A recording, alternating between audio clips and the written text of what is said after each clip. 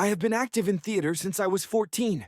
My first performance took place at school, and as the years passed, I attended acting classes, joined my high school drama club, and took additional acting courses in college.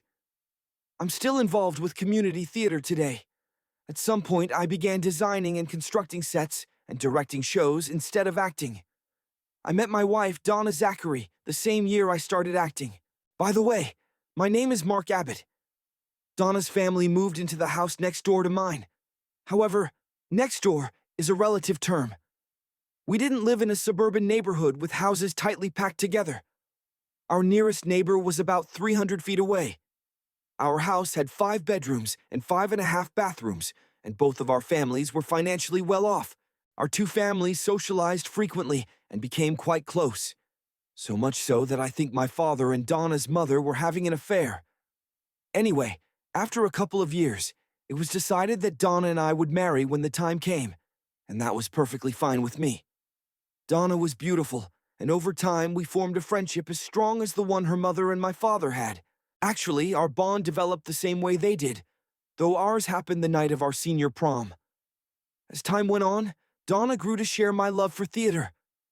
We performed together in various high school and college productions, and we often enjoyed being intimate in the theater at Penn State University. Since we lived in Mechanicsburg, Pennsylvania, Penn State was an obvious choice for us. We dated through college, loved each other deeply, and also explored relationships with other people, which we openly discussed. I knew Donna was adventurous and passionate in our intimate life. We tried new things starting on our wedding night, and it became a regular part of our relationship. Like Donna, I also enjoyed intimacy, and we both settled down in our senior year, deciding that we were ready to marry after sowing our wild oats, so to speak. We agreed that we would be faithful to one another forever. We signed a prenuptial agreement without hesitation, agreeing that if we divorced for reasons other than infidelity, we would each retain what we brought into the marriage, and anything acquired during the marriage would be split equally. In the case of adultery, the offending spouse would leave with only what they brought into the marriage, and the other would retain everything earned during the marriage. It seemed fair to both of us, and since we were committed to lifelong fidelity, we had no issue with it. Fast forward 20 years. Donna's parents were still around, with her father continuing his antique car restorations and her mother living her own life. My parents had passed away when the plane they were on crashed into the Atlantic Ocean, and I was in the process of settling their estate. I had worked alongside my father since college and had taken over his fast food restaurant businesses, which now numbered 8. About 2 years after we were married, Donna and I had twins. Our romantic life was always fantastic, never lacking in passion. We made love like we meant it every time. The only exception was that we never spoke about our college relationships, except that I loved hearing about Donna's past with women. Until one particular day, I had no reason to doubt her full loyalty. Over the years, we both continued our love for theater. We frequently visited New York to see Broadway shows, and our twins, Samantha and Samuel, now 17, knew Times Square as well as their own neighborhood. They had been taking acting, dance, and singing lessons since they were 3 and had appeared in numerous local and high school productions. Donna and I had stopped performing, but remained involved in community theater. There were 3 local groups, along with an organization that brought in professional actors from New York and Chicago. The professionals often worked with local actors when needed, and both Donna and I had the opportunity to collaborate with them. I had been directing some shows, which I found more enjoyable than acting. Donna was the president of one group, while I served on the board of another. The bylaws of all the groups prohibited family members from sitting on their boards at the same time, but I frequently helped out at her group. One of my favorite tasks was working on the sets and maintaining the theater building. Recently, we had trouble with local kids breaking into the building. While they didn't cause significant damage, they stole some tools and even a lawnmower. The police told us they wouldn't investigate unless we could identify the culprits, so we decided to install security cameras. Donna asked me to handle the installation, and I agreed. I set up cameras around the theater and workshop, linking them to the theater's computer and my own laptop in case the computer was stolen. Any movement would trigger alerts on both devices. I planned to tell Donna that evening, but the news about my parents' estate settlement took over our conversation. We discussed buying a large new house, possibly one in Vale, as well as luxury cars and a motorhome for world travel. By the time we went to bed, we had forgotten about the cameras. The next evening, my laptop beeped with an alert. I checked it and saw two young men breaking into the building. I delayed calling the police to get better images for identification. The intruders were looking for something valuable to steal and commented on the fact that our tools were engraved for easy identification. After rummaging through the building, they helped themselves to drinks from the fridge. Then they noticed something and quickly hid behind a cabinet. At that moment, I saw my wife, Donna, enter, being pushed by John Xavier Neal, a sleazy theater board member. He was always cast as the bad guy in our plays. Donna took his hand and led him to the props room, where they quickly began to undress. From behind the cabinet, the two young men heard everything and reacted with surprise. They taunted Donna, and one threatened to share pictures of what was happening. The situation escalated quickly as the intruders tried to blackmail Donna.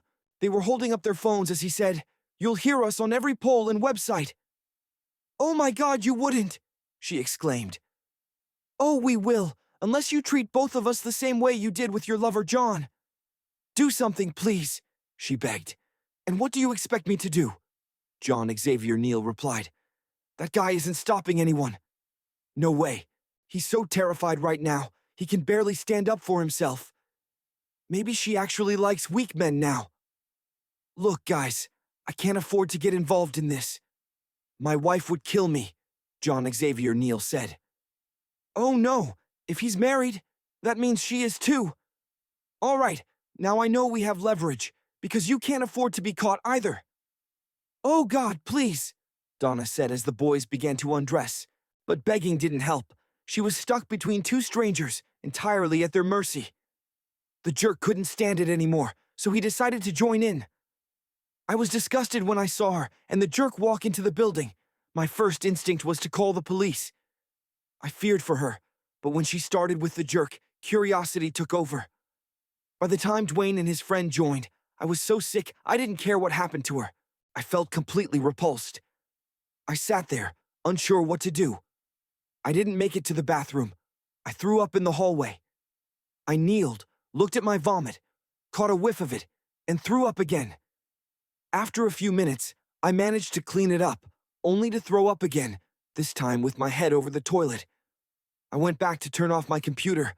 I just couldn't take it anymore. Actually, throwing up doesn't quite cover what I did.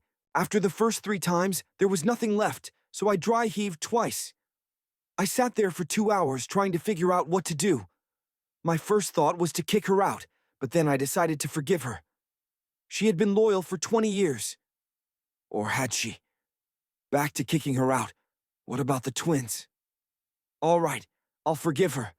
But she humiliated me, and it seemed like she enjoyed it. I'll kick her out. An hour later, I was still torn about what to do when I heard the garage door open. She walked in, smiling widely. "Hi, sweetie, how was your day?" she said, coming over to kiss me. I don't know if I really smelled something unpleasant on her breath, but in that moment, I made my decision. "You have 1 hour to pack your things and leave this house," I shouted. "What are you talking about? 1 hour? Don't be here when I get back, and I never ever want to see or speak to you again. You unfaithful spouse. 1 hour." I left. 2 hours later, I returned home. I went to the bedroom and saw that some of her things were gone. I sat on the bed and cried. After about 15 minutes, I looked up to see the twins standing in the doorway. "What did you do to Mom?" asked Sammy. "That's between your mother and me," I replied. "You kicked her out of the house, didn't you?" she pressed. "I told you, it's between your mother and me." "Hell no, it involves us too. This is our family," she said. "She came home and you told her to leave. We want to know why." "None of your business. End of discussion," I said. "We have a right to know, Dad," she retorted. "Get out of my room." "It's Mom's room too," she shot back. "Not anymore. Now get out and leave me alone." "Oh, we'll leave you alone, all right. We'll be with Mom. We want you to know that what you did is wrong. We think you're a total jerk, and we want nothing more to do with you." We have no interest in anything you say. You are out of our lives completely. Wait a minute, young lady, I said, standing up. Who do you think you're talking to like that? Who am I? I'm the girl who used to be your daughter, but realized what a total jerk you are, so I don't want anything to do with you anymore, she said, walking toward her room. What about you, Sam? I asked. Forget you, Dad. What you did to Mom was the most despicable, unimaginable thing I can think of. I never want to see you again, he said, heading toward his room. I sat downstairs when they came down, both with suitcases and clothes on hangers as they walked toward the door. Are you sure you want to do this? I asked. Like Sam said upstairs. Forget you. And they were gone. It only took me about 30 seconds to decide what to do next. I figured I knew where the three of them would go.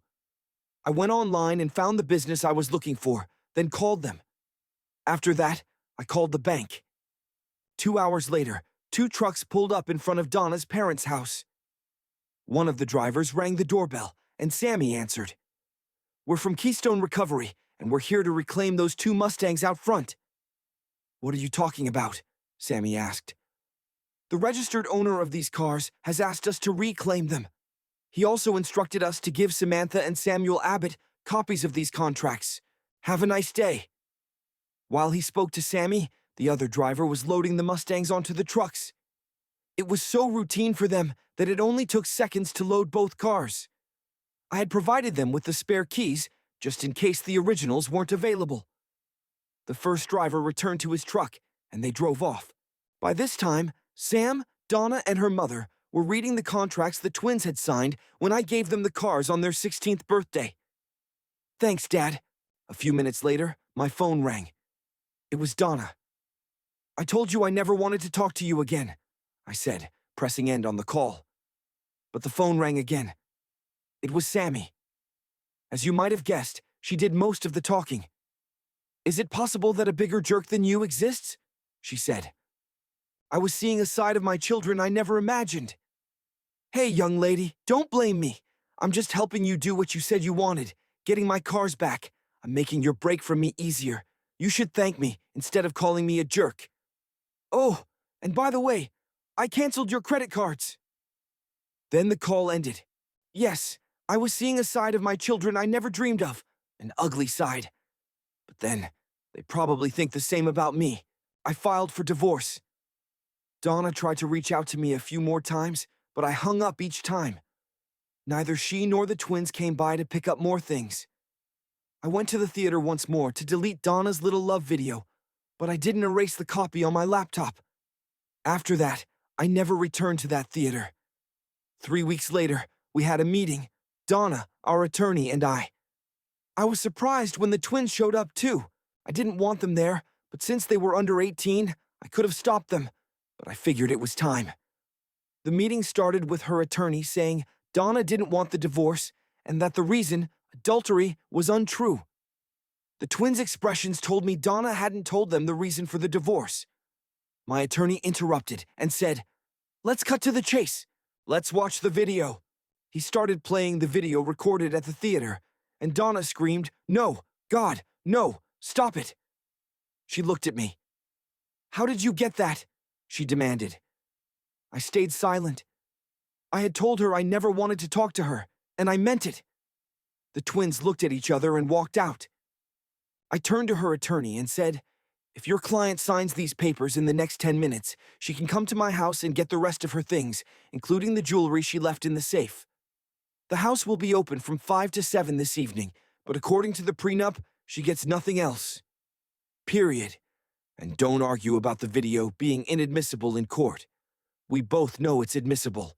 It was filmed on theater property, which is accessible to many, and there's no reasonable expectation of privacy like there is in a private home. I stood up and left, walking out of the conference room and office complex, heading for the elevator. The twins were waiting for me there. Oh my God, Dad, we are so sorry. We had no idea, they said. I held up my hand to stop them. From now on, we have nothing to say to each other, and nothing you say matters to me. You are out of my life completely. That's what you said a few weeks ago without knowing my side. As far as I'm concerned, it applies to me too. I turned and went down the stairs, bypassing the elevator. As for you calling me Dad, you gave up that right. If I were you, I'd ask your mother who your real father is. I know it can't be me, because no child of mine could condemn someone without hearing their side first. The house will be open from 5 to 7 for you to pick up your things. Anything left after 7 will be donated. You might want to bring a truck and some help, but don't bring any of your mother's lovers. I walked down the stairs and out of the building. I had just left the parking lot when I got a call from my attorney. I pulled over to take the call. The papers were signed. My marriage was officially over. I sat in my truck, crying. At 5 p.m., the twins showed up. I saw them glance at the for sale sign on the lawn. I let them in. As usual, Sammy tried to speak for both of them. I held up my hand. Not a word. Just get your things and leave. She started to speak, but I stopped her with one word. Leave. I went into what had been my office and shut the door. I heard them leave about 20 minutes later. Soon after, the doorbell rang. I answered it, and my father-in-law stood there with Donna behind him. May we come in? He asked. Of course, Donna. Go get your things. I'll talk to Mark. She went upstairs. How are you doing? Mark asked. Not too well. How about you? I replied. Not too well either. The twins told us what happened at the attorney's office. They were really shaken up, especially when you told them to find out who their real father was. I stood there silently. We didn't know about Donna. When she got home today, her mother kicked her out. The twins can stay if they want, but Donna has to leave by tomorrow. I just stood there. The twins are sorry for how they treated you. Maybe you should forgive them. I don't think my relationship with them is any of your concern, but I understand you're just trying to help. They were ready to throw me under the bus before they knew the whole story. There was no forgiveness, even though there was nothing to forgive. They treated me like a jerk, and I won't forget or forgive that easily. Now, if you'll excuse me, I have work to do. Please send my regards to Mom. I've always loved and respected you both. I hope you know that. I returned to my office, hearing them leave. Fast forward 5 years. I hadn't heard from Donna or the twins. I sold the house, packed my truck, and headed south. 4 months after leaving Pennsylvania, I woke up in Key West, Florida.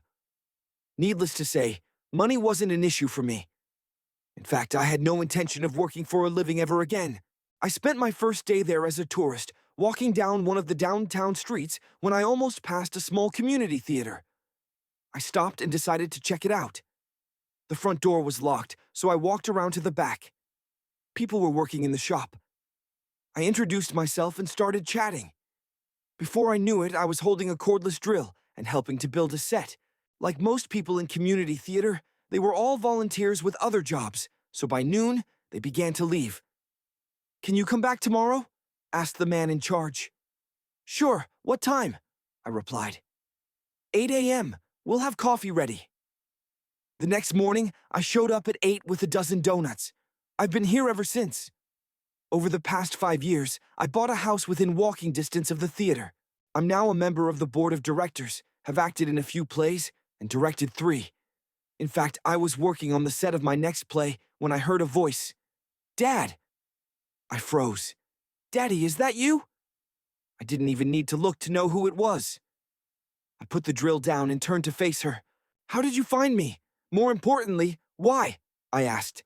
We were walking down the street and saw a poster for your play. I saw your name, she said. What do you want, Samantha? I asked.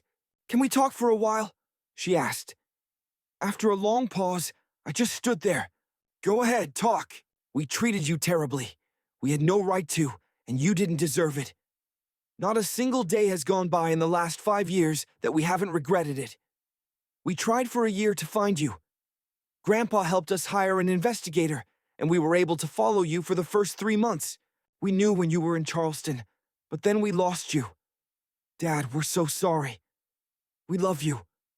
We miss you. And we want you back in our lives. I stopped using credit cards in Charleston, and I haven't used one since, I replied. By the way, she continued with a smile, we did a DNA test. You are our father. How did you do that without my DNA? I asked. We had it, she replied. Do you remember the box with all your baby teeth? Your mom saved all your teeth. Whenever they fell out or were pulled, she kept them in a small box. You had your teeth on one side, and Sam and I put ours on the other side. We had them tested, and whether you like it or not, you're our father. But more importantly, you're our daddy. I had to smile. Just then, we heard a boat whistle. Key West is a major port for cruise ships. Oh hell, I have to go, I said. Are you on that ship? She asked. Yes, some of my sorority sisters and I decided to take a cruise as a graduation present to ourselves. I graduated from Penn State last month. Good for you, she replied, asking me to walk part of the way with her. I locked the theater door, and we headed toward the harbor. You may not want to hear this, but Sam and I rarely talk to Mom. We see her at Grandma and Grandpa's now and then. They don't like her visiting, but they won't let her or her child go hungry or homeless. Child?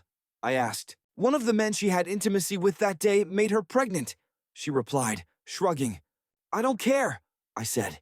I had a fleeting thought about her being too old to have a child, but I guess she wasn't. You have a granddaughter. Sam got married last year, and they had a baby 2 months ago. Her name is Mary Elizabeth. They named her after you. She took out 2 pictures of her and handed them to me. I turned my head away and didn't look at them. Don't you want to see her? She asked. No, I replied. Neither you nor Sam have any idea how devastated I was when you told me you wanted me out of your lives. I had invested all my love and emotions into this family, and in one day, it was all swept away. With your mother, it was probably a long-term issue. She had been cheating for some time, but you and Sam were able to cast me aside so easily and without effort. I was stunned. Now you're here, saying you're sorry and want me back in your lives. I don't know if I have the emotional strength to do that. What if I do something to upset you again? Would you do the same thing? I don't know if I'm willing or able to go through that. It's the same with Sam's daughter, I continued.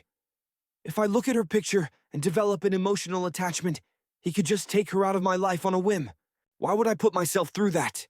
Daddy, all we can do is tell you how sorry we are and ask, no, beg, for a chance to make it up to you, she said, standing at the entrance to the cruise terminal. I have to go, I said, and she moved as if to hug me. I tensed and backed away. Tears filled her eyes, and she turned and walked through the gate. She looked back at me and said, We love you, Daddy. Then she was gone. Damn, I must have said it 1,000 times on my way back to the theater. I almost became a pedestrian fatality at least 3 times because I wasn't paying attention. She was wrong about one thing. It hasn't been 5 years. It's been 5 years, 4 months, and 18 days. Now what do I do? They know where I am. Do I leave and go someplace else? Hell no. This is my home. Tomorrow I'll call and reactivate my credit cards. As soon as Sammy was back on board her ship, she called Sam. Hi, sis. Seasick yet? Clever guy, and you'll never guess who I spent the last half hour with. Do I really care? Sam replied. I think so. It was Dad. A long silence followed. Are you there? She asked. I'm here. Is he okay? Sam asked. He seems to be. He's still very bitter. Did you tell him how sorry we are? Yes, a couple of times. I told him about Mary and tried to show him her picture, but he wouldn't look at it. She went on to explain their father's reasoning. Christ, Sam said. How did he take that? I got the impression that he couldn't care less, she replied. I don't blame him for that. Okay, I have to go. We're getting ready to sail. See you in a few days. Okay, love you. Love you too. 5 weeks after arriving home, Sammy received a call. Hello, this is Detective Brian with the Key West Police Department. I'm trying to locate Samantha Abbott. That's my father's name. He lives here. Miss Abbott, your father has had a stroke and is in the hospital. Oh my God, how bad is it? You'll need to speak with his doctor. I'm not at liberty to discuss medical details. However, I recommend you get here as soon as you can. Thank you, Detective. 12 hours later, she and Sam were talking to the attending physician and nurse outside their father's room. The stroke occurred 2 weeks ago, the doctor explained. It was opening night of the play he was directing. After the show, he and his cast were celebrating at a local watering hole. We can't really assess the damage since he's been in a coma since being brought in. We know there's physical damage, but we can't assess neurological damage because he can't communicate. Medically, there's no reason for him to be in a coma. Frankly, we don't understand. You should know he hasn't been alone since he was brought in. Someone from the theater has always been with him. There's someone in there now, the doctor continued. Do you know why it took so long for us to be notified? Asked Sammy. I'm not sure. I don't think anyone knew about you until a couple of days ago, the doctor answered. Thank you, doctor. May we see him now? Of course. Nurse Johnstone and I will be with you. They entered the room.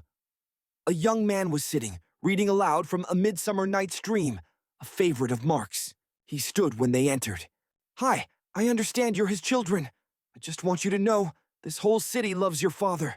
He almost single-handedly saved our theater. You're lucky to have him. Thank you, said Sammy. The young man left, and Sam went to one side of the bed, Sammy to the other. Together, they reached for their father's hands. As soon as the three touched, Mark's eyes started to flutter, and then opened fully. Nurse Johnston gasped. Oh my God, look, she said.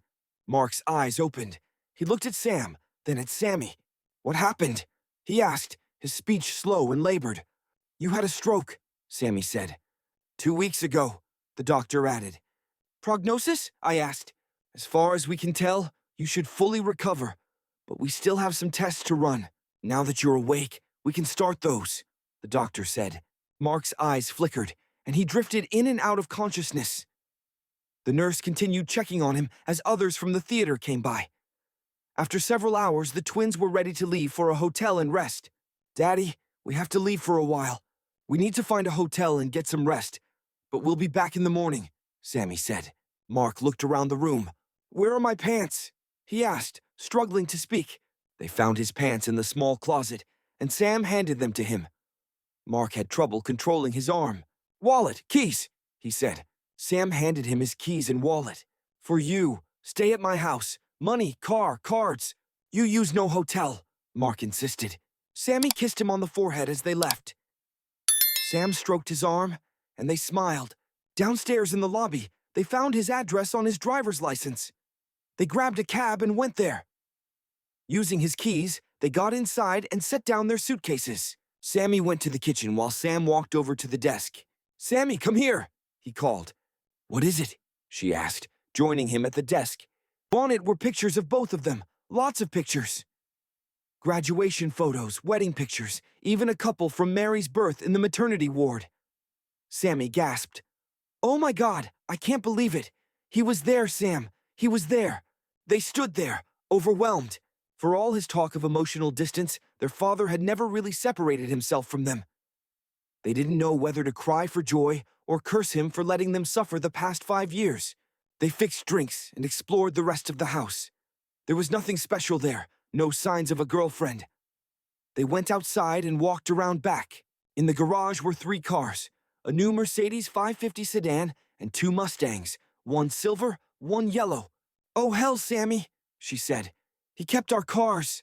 Jesus, they look brand new. They spent the night at his house. The next morning, they went to his room. Mark was feeling much better. Sam has to leave today.